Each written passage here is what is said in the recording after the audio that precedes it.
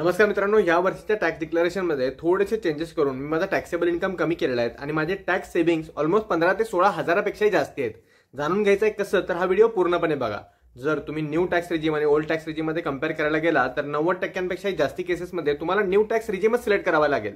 याचाच अर्थ तुम्ही जे बेनिफिट्स ओल्ड टॅक्स रिजीम मध्ये घेऊ शकत होता, जसे की तुमचं होम लोन असेल, होम लोनचा इंटरेस्ट असेल, तुमचे एटीसी मधल्या अदर इन्व्हेस्टमेंट्स असतील, हे कोणतेही फायदे तुम्ही न्यू टॅक्स रिजीम मध्ये क्लेम नाही करू शकत.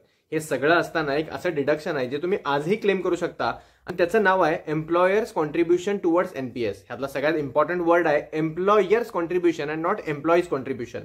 जर तुम्ही एव्हरी मंथ तुमच्या पॉकेटमधून एनपीएस मध्ये इन्व्हेस्टही करताय तर ते तुमच्या टॅक्सेबल इन्कम मध्ये ग्राह्य धरले जातील, पण त्याच ठिकाणी तुमचा एम्प्लॉयर जर प्रत्येक महिन्याच्या सुरुवातीलाच ती अमाऊंट डिडक्ट करत असेल तर ते तुमच्या टॅक्सेबल इन्कम मधून कमी होते. हे साध्या आणि सोप्या भाषेमध्ये समजून घेण्यासाठी एक केस कन्सिडर करूया. एक असा व्यक्ती ज्याचा सीटीसी हा 20 लाख रुपये आहे. त्या 20 लाखापैकी त्याचा 10 लाख रुपये ही बेसिक सॅलरी असेल. आजही तो 75,000 रुपयाचं स्टँडर्ड डिडक्शन क्लेम करू शकतो. म्हणजे त्याची नेट टॅक्सेबल सॅलरी असेल 19,25,000 रुपये. 19,25,000वरती जर त्याने फ्लॅट टॅक्स रेट देण्याचं ठरवलं तर त्याला टॅक्स लागेल 2,77,500 रुपये. पण त्याच ठिकाणी जर त्याने त्याच्या एम्प्लॉयरकडे रिक्वेस्ट केली तर त्याच्याकडे एनपीएस मध्ये इन्व्हेस्ट करण्यासाठी दोन ऑप्शन्स असतील.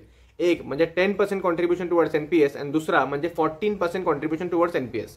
ह्या एक्झाम्पलसाठी आपण 10%चा नंबर कन्सिडर करूया. 10% ऑन बेसिक सॅलरी ही त्याची एनपीएस इन्व्हेस्टमेंट असेल, म्हणजेच अराउंड 1 लाख रुपये.